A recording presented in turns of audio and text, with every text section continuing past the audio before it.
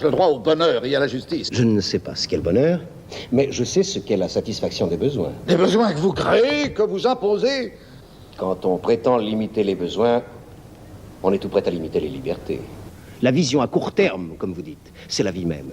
Votre vision à long terme, c'est du messianisme. Et le messianisme, c'est toujours la tyrannie, suivie d'ailleurs de catastrophes. Monsieur le Président, on ne fait pas de la chaleur sociale avec cette vision courte qui est celle de l'argent.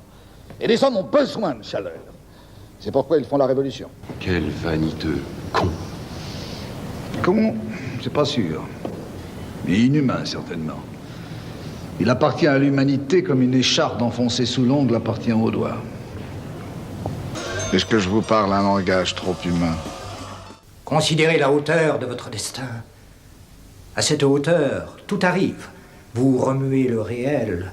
Vous le remuez puissamment. À ce jeu-là, on finit par soulever des entités. C'est le secret des forts, le mystère est naturel aux intelligents. Napoléon eut son petit homme rouge. Il considéra que ça allait de soi. À la fin, c'est moi qui dois convaincre les hommes qu'ils ont une âme avant de la leur saisir.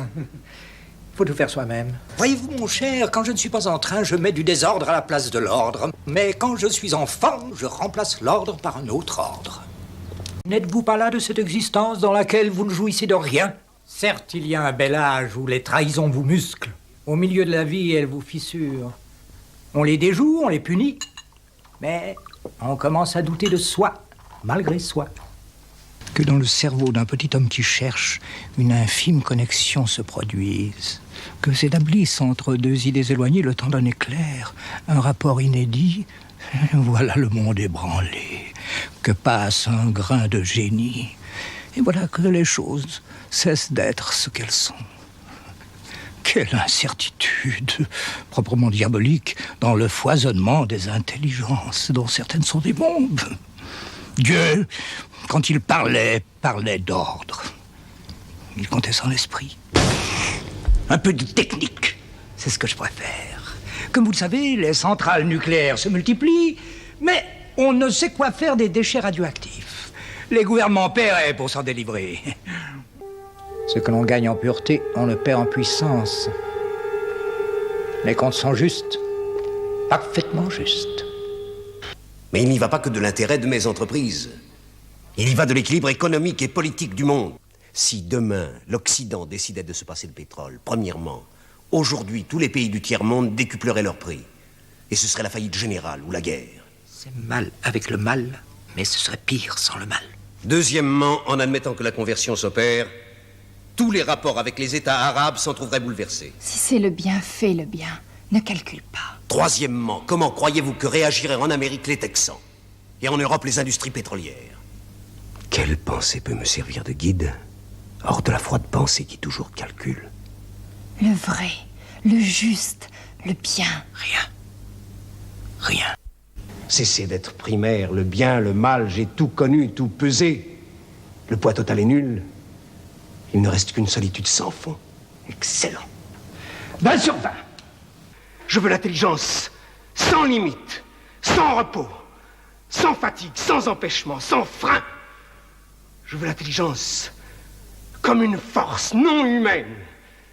Va, c'est chose faite. Je veux l'intelligence!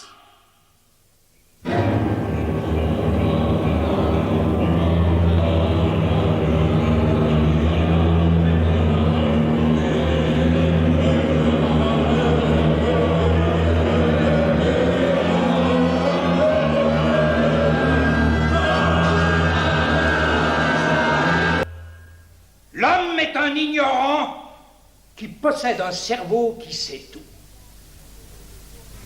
Il suffirait de tourner les clés.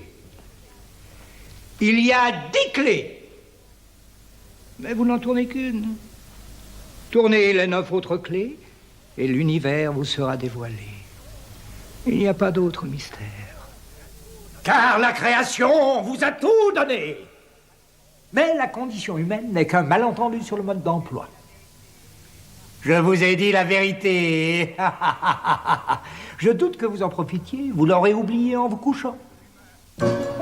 Au-dessus de l'humain commence la vraie condition de l'homme. Il savait toutes les langues, connectait toutes les sciences, englobait tout le savoir. Lisait un livre, le temps de tourner les pages, les lisait tous, n'en perdait rien, se souvenait de tout, faisait des rapprochements impensables, en tirait des évidences, ignorait les problèmes n'ayant que des solutions, dormait 12 heures sans rêve, et des 12 autres en comblait 1000. Il gouvernait les princes, apprenait tout savant, donnant tout, recevant tout. Oh mon Dieu, vous seul qui êtes hors du temps! Faites-moi maître du temps!